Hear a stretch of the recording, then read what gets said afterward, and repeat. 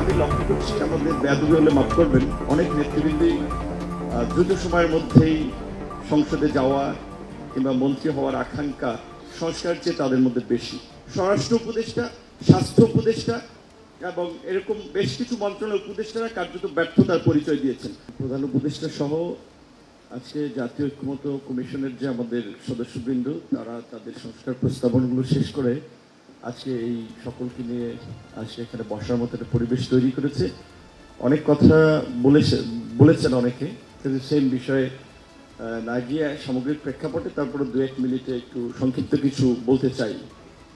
প্রথমত হচ্ছে যে এইখানে অনেক রাজনৈতিক দল আছেন যারা নির্বাচন কেন্দ্রিক বিভিন্ন ধরনের জোট বা অ্যালায়েন্সের আলাপ আলোচনার একটা সমঝোতায় পৌঁছে গেছেন। কাজে কোনো কোনো দল কিংবা নেতৃবৃন্দের অবস্থানটা ওই জোটের সপক্ষেই থাকবে।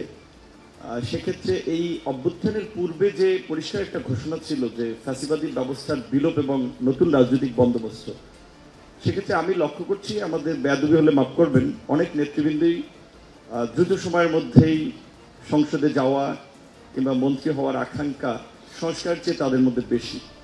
যার ফলে সংস্কারের চেয়ে আমি নির্বাচনের আলাপটা যত জোরালো দেখি, সংস্কারের প্রশ্নে কিংবা রাজনৈতিক একটা নতুন সমঝোতার প্রশ্নে অনেকের মধ্যে সেই আলাপটা না পেয়ে নিজে খুব হতাশ হচ্ছি।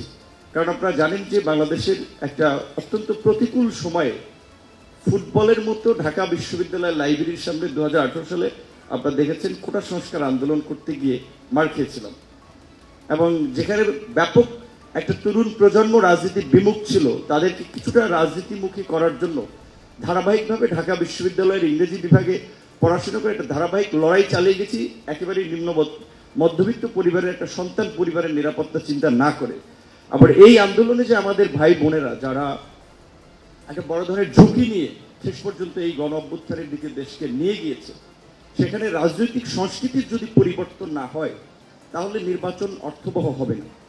সংস্কার আপনারা অনেকেই বলছেন বিভিন্ন ধরনের প্রস্তাবনায়, রাজনৈতিক সংস্কারটা আগে দরকার, রাজনৈতিক সংস্কৃতির পরিবর্তনটা আগে দরকার। আগামী নির্বাচন যে অবাধ, সুষ্ঠু, নিরপেক্ষ হবে তার জন্য বোধহয় আমাদের খুব চিন্তা করা দরকার যে আসলে কতটুকু সেটাও সম্ভব। সেজন্য আমি মনে করি যে এই বর্তমান যে ভঙ্গুর প্রশাসন, এখনো জনপ্রশাসনে আমি মনে করি যে মন্থর গতি, পুলিশ প্রশাসনের গতি আসে নাই। কাজেই সেক্ষেত্রে 6 মাস ধরে যে স্থানীয় সরকারটা নাই, যার ফলে পুরো দেশের স্থানীয় সরকার তো সরকারের উন্নয়নের মূল কেন্দ্রবিন্দু, স্থবির অবস্থা। এখন আপনারা বিশেষ ব্যক্তি ক্রাইটেরিয়ায় প্রশাসক দিবেন, এটা কিভাবে চুজ করবেন? তার চেয়ে বরং আমরা মনে করি দ্রুত সময় স্থানীয় নির্বাচনটা দিয়ে প্রশাসনের সক্ষমতা যাচাই করা যায়। জাতীয় নির্বাচনের পূর্বে আমরা গত 6 মাসের অভিজ্ঞতা দেখেছি, বর্তমান বিশেষ করে স্বরাষ্ট্র উপদেষ্টা, স্বাস্থ্য উপদেষ্টা এবং এরকম বেশ কিছু মন্ত্রণালয়ের উপদেষ্টারা কার্যত ব্যর্থতার পরিচয় দিয়েছেন। স্বরাষ্ট্র এবং কৃষির মতো দুটো বৃহৎ মিনিস্ট্রি একজনের পক্ষে সামলানো সম্ভব না। প্রয়োজনে আরও কিছু লোককে অন্তর্ভুক্ত করে উপদেষ্টা পরিষদ আপনারা পুনর্গঠন করেন। এবং আপনাদের সরকারকেও আমরা বলবো, আমরা আপনাদের মধ্যে একটা বিষয় লক্ষ্য করছি, আপনাদের রাজনীতিবিদদেরকে সাইড করে কাজ করার একটা প্রবণতা। রাষ্ট্র একটা রাজনৈতিক প্রতিষ্ঠান, রাজনীতিবিদদের অংশগ্রহণ এবং মতামত ছাড়া চলবে না। প্রয়োজনে যারা আগামী 5 ইয়ার্স রাজনীতি করবে না, সেই কন্ডিশনেও অন্তত কিছু অভিজ্ঞ লোককে নিয়ে আগামী 10 মাস পরে, যেহেতু ডিসেম্বর নির্বাচন, সেই পর্যন্ত অন্তত ভালোভাবে রাষ্ট্রটা চালান। আপনাদের প্রতি আমাদের এটা আহ্বান। ধন্যবাদ।